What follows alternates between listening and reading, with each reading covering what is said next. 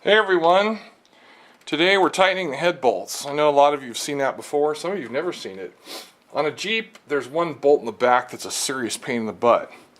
So what I did was I took a 3/8 drive spark plug socket, it's a 5/8 hex, and I took a 3/4 socket and I cut them both. Now this one, you cut it so the hex here fits as far in as possible because you want this as short as possible. This is 2.60 inches.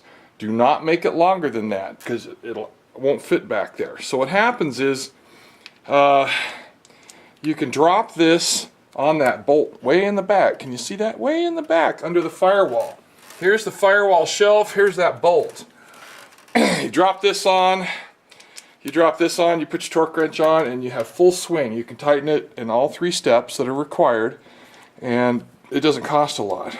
I tried to do it with a single deep socket, but I found that deep sockets don't have the hex inside of them go down very far, so it's kind of a pain in the butt. So you could try it that way, but one socket cost me $1 and the other one cost me $6 at Sears, so it's worth it. So we'll get back to that in a second. Actually, I'll just show you right now.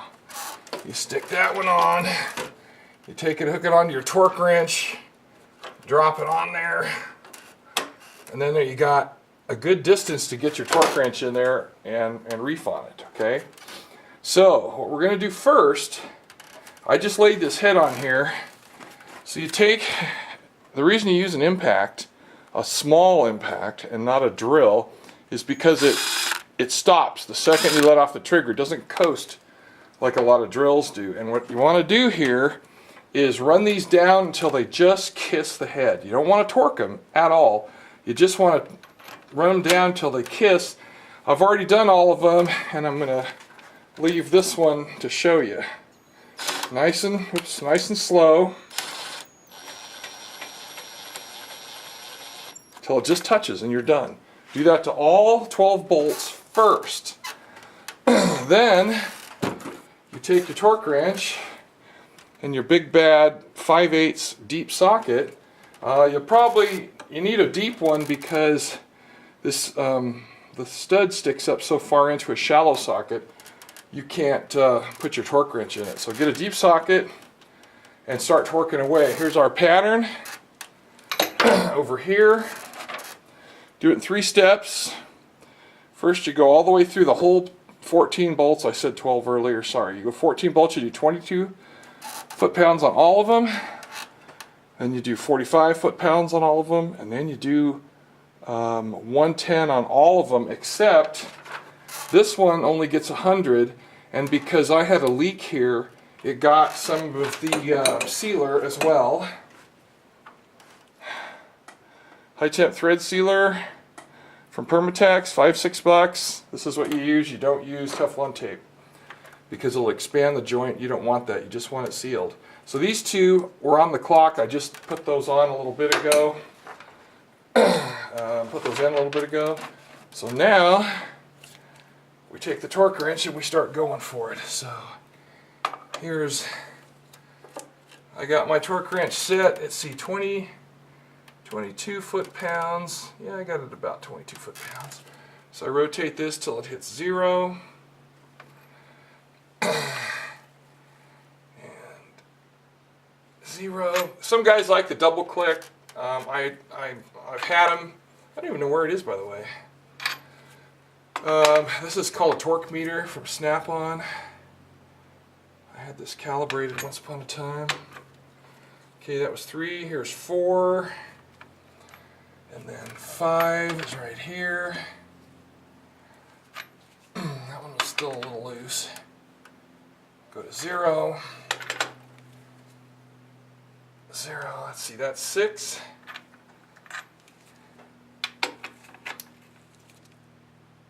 7. 8. This isn't the big deal here. 9. What's the big deal is getting the back ones done. Here's 10. Okay. 11 is here, still only goes to 22 foot-pounds. 12. There, now we do 13, which is right here. And then we gotta try and get that in there, and there's no way we're gonna do it with this socket. So, what I've devised is you take and put the 3/4 inch socket that got shortened, and so it fits, just barely fits in there. You don't want this socket too long. And you put this on, the spark plug socket on, and then, at least in rehearsal, I can get that on there and torque it. It's going to be a pain in the ass, whatever you come up with. Okay. Let's see. I wonder, for low torques, I'll use my old piece of junk for low torque because it's not that accurate. Oh man. There we go. Okay. That shelf is a huge pain in the butt. So I could just throw, you know, a wrench on there, especially for 23 foot-pounds. You don't have to be that accurate. But that's one, right? That's one round. And now we're going to do a second round. I'm just going to leave that spark plug socket back there. You're going to see me struggle with this, especially at higher torques, but you have to do what you can do to get that down in there. Now you can make some more room between the socket and that shelf if you lower the transmission mount on this thing. I had it lowered to help get the oil pan off, but I didn't think about leaving it. But that will give you another 1/4 inch, and I'll tell you what, that's magic. So, okay, so here we go. That was 22 foot-pounds. Remember, you're on the clock because you got sealer curing on these two bolts, so you can't screw around. Okay, 45 foot-pounds. Let's see. 30, 35, 40, 45. Okay, here we go. Take it till it hits 0. Take it till it hits 0. 2. 3, 4,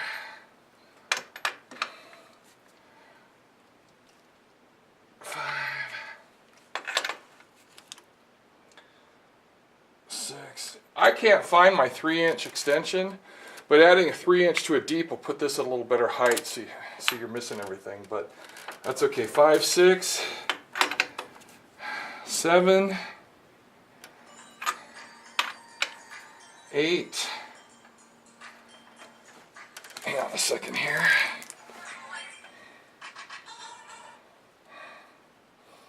You know, that's happened a lot today in the middle of this. So what we're going to do is we're going to put it on airplane mode, and then they don't bother me anymore. Okay, so that's 8 up to 45. 9 is back here. 9, 10, there we go, 11, and 12. Okay, then we got 13. Okay, now we're in the serious torque range, so we got to kind of do this right. Now I don't usually like using 12-point sockets for high torque stuff, but the reason why it'll work okay for now on this is because to get the torque wrench lined up, you only have to move it, you know, 1/12 of a turn, since there are 12 points in here.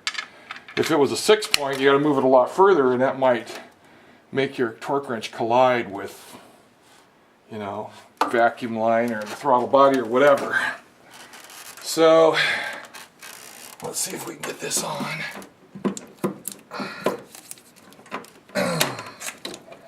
Come on, baby. There we go. Okay, 45. Here we go. Shouldn't take much. Oh, right there. There we go. Oh, that came off really good going sideways. Okay, so now we're finished with 45 all the way through. Remember, we're still on the clock. These two got thread sealant on them, and you want to be totally done before that stuff sets up. I don't know what the cure time is. I didn't look. Let's see. Where is the package? Here is the package.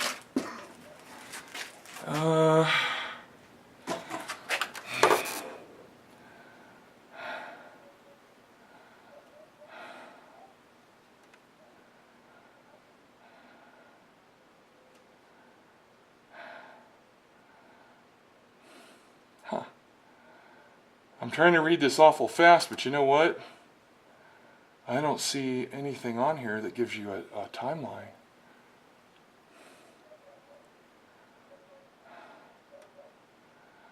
Permatex high temperature thread sealant fixtures in approximately 4 hours and fully cures in 72.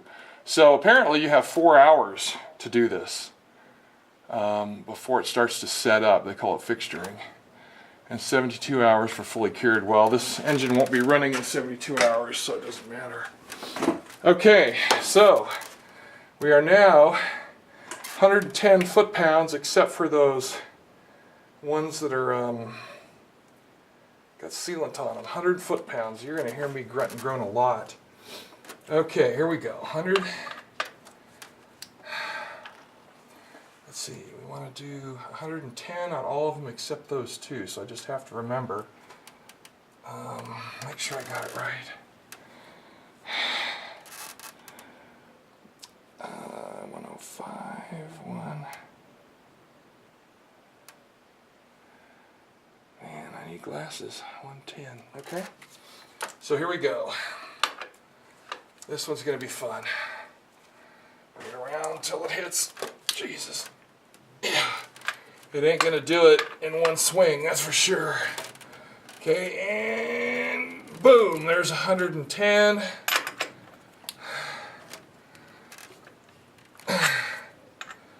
I'm getting up to about 85 and then having to do it again. And there's 110. So that's 1, 2. Here's 3.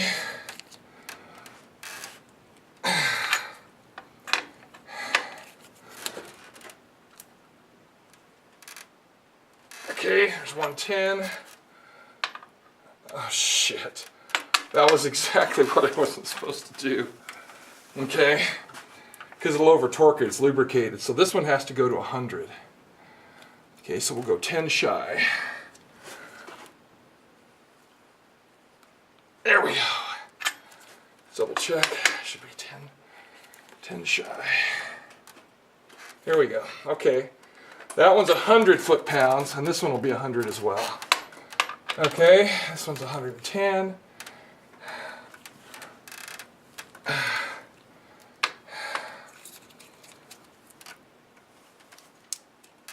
Bam.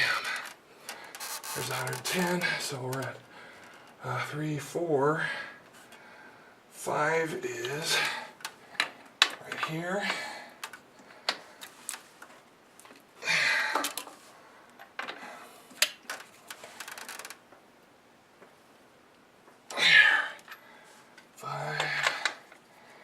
Six.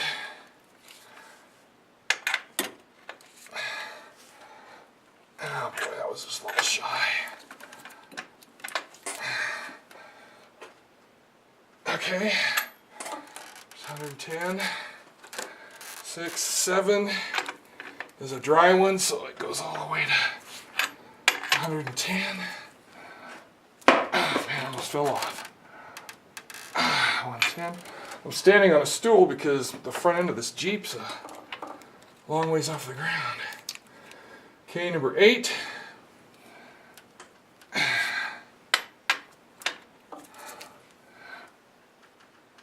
There we go. Ooh, my back's getting sore. Okay, number 9. You don't do it fast on the final torque, but man, when you're hurting, you know. Okay, here we go. Oh.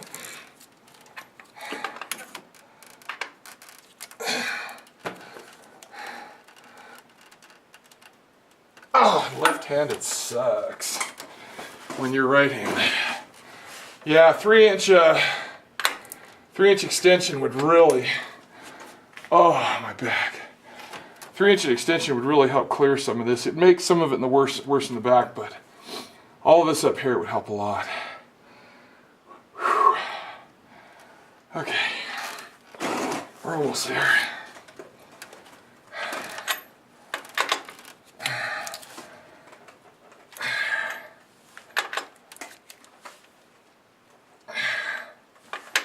Okay, here we go.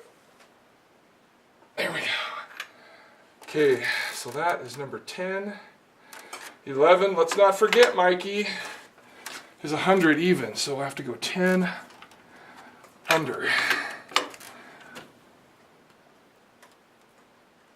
There we go. That's 10 under.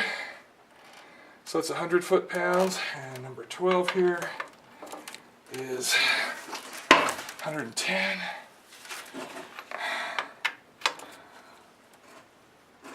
Okay. All right. Whew. Yeah, it's fun getting a headache. Okay, so now we have 2 left. The back 2. One's going to be mediocre. The other one's going to be a lot of pain in the butt. Okay. Here we go.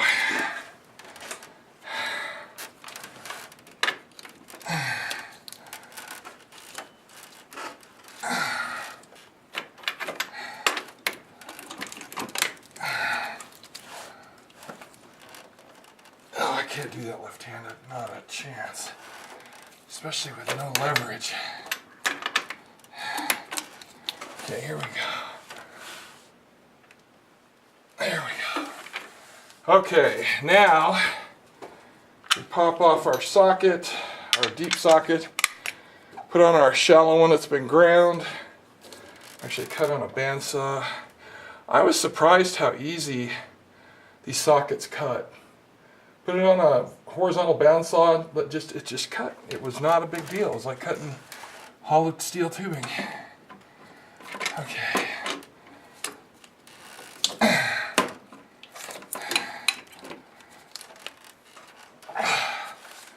Okay, I'm about 25 pounds shy.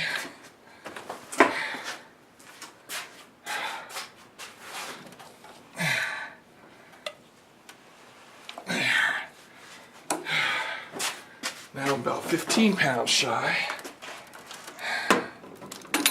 There we go. I think I can get it from here. There we go. There we go. Okay, 110. Woo!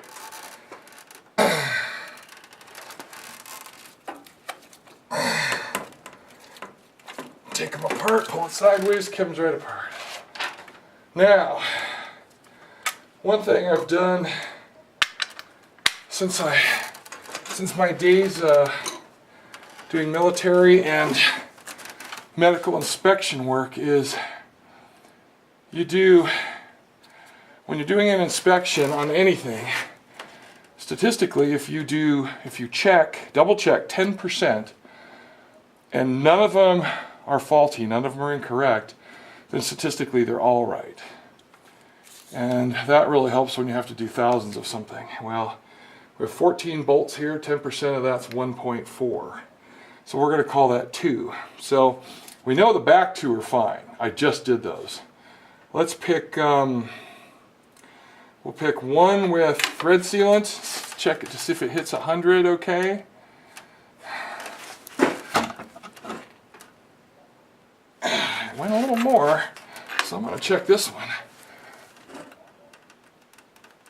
There. Okay. Oh, that was stupid. I went clear to 110, didn't I? Jesus, Mike. Well, this is what happens when you get tired. you screw up. Okay, so let's dial this to 100 there, and then I don't have to remember. Go all the way to 0. There. That's 100 foot-pounds. And that's 100 foot-pounds. Okay, and then go 5, 10. All right, so we're gonna check one more.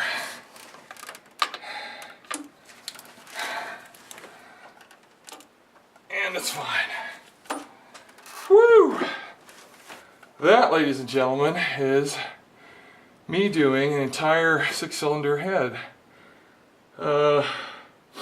I've never had an engine that had thread sealant on the head bolts before, or one where I couldn't reach that. Most of my work's been V8s, but these are good Jeep engines. These Jeep engines are good, I like them. So we're going to call that good for now. Next thing, we've got the power steering pump is missing. It's not here, as you've probably seen before.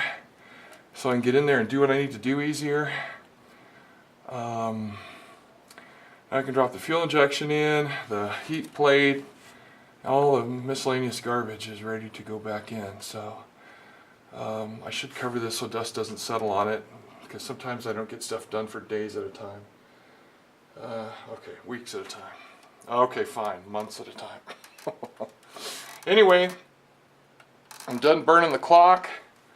Tired, time for a drink. But these are all done. They're all tight, and these threads, you've seen the previous videos, all the threads on all the bolts and in the block were sterile clean and dry. They were absolutely perfect. And that makes everything work better. This one went in a little tight to start with, which surprised me. But I think we're just going to leave it and call it good, because now it's got goop all over it. Anyway, another step towards getting this bad boy running so we can get it out in the desert and run it around. We've had nice weather, November, December, January, February. Now we're into March. It gets a little cold, but next week it'll be in the low 70s.